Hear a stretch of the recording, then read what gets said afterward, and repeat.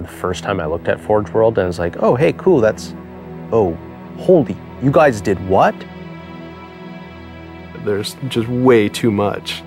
You can't keep it all in your head at once. It was so beyond our production capability. We were just like, that's crazy. We can't do that. I couldn't stop the artist who started creating it.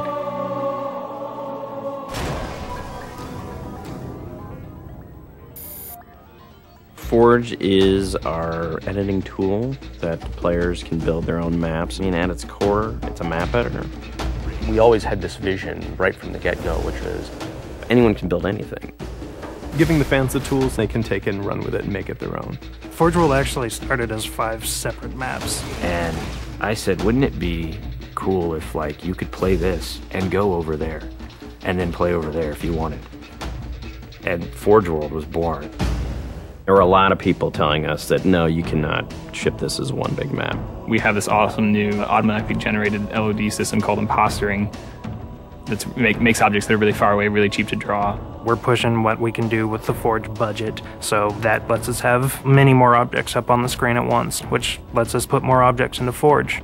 Interesting to take the Banshee or Falcon out for a spin in Forge World, because it actually takes a while to get from one end to the other.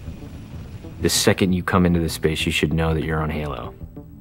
Our old friend, the Forerunners, come back, because the Forerunners create all sorts of cool, interesting pieces of geometry. We wanted to give people a variety of locations that they could forge in a different way. So a gulch, an island, an interior, a very small outdoor pocket, and then the rock, which was kind of based off Ascension. Let's use a lot of interesting parts in it so that people can manipulate it or we can change it.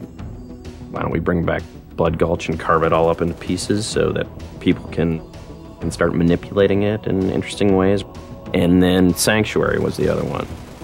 The Cage and Paradiso, that's just Chad and I playing with the map editor and actually building cool maps within Forge World. I mean, we were doing that exactly how the fans would do that.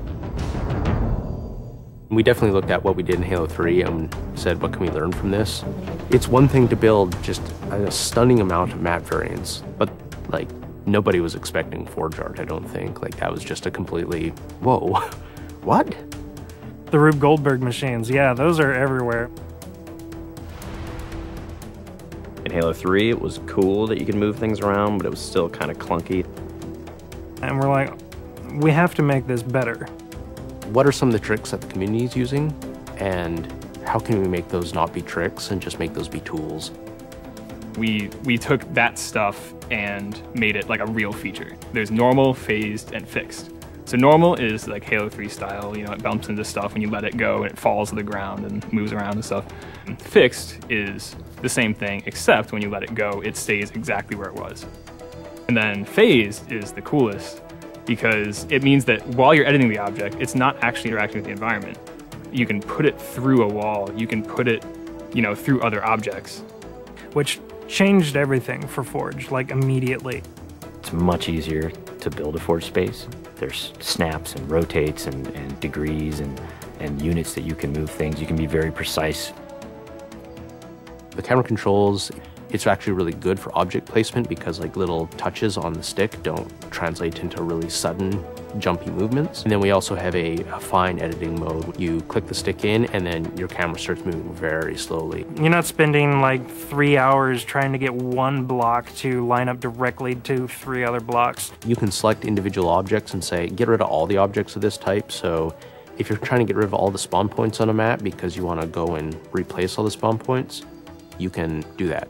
You can do custom colors. You can take these Forge pieces and say, hey, that's blue. So the blue base can truly look like the blue base. Reach's expanded sandbox includes new things like, you know, jetpacks. And if people want to build some sort of 3D map and really make use of the jetpack, they can do that now. Custom game options and Forge go together like peanut butter and jelly. You're able to do things with game types that people might not even expect. My favorite example is King of the Hill, where the warthog is the hill. I'm super excited to see what people do with it when it goes out, because there's so much crazy stuff in there that's amazing. We are shipping maps on the disc that we made in Forge ourselves. So The tools are there. If you have the time and the talent, you can make it. The community is just going to outstrip us and spank us. With the new tagging system, you can save a forged variant, you can post it to your file share, and then you can say, you know, sweet new map. Things that are good are downloaded by a lot of people and passed around to a lot of people, and that makes the really sweet stuff bubble up to the top. I'm looking forward to what the next big community game type is going to be. We realized that Reach was our swan song to Halo, and what better way to do that than to let people do what we've been doing all along, which is creating new cool maps. It's nice to go out with a bang, and this is a pretty big one.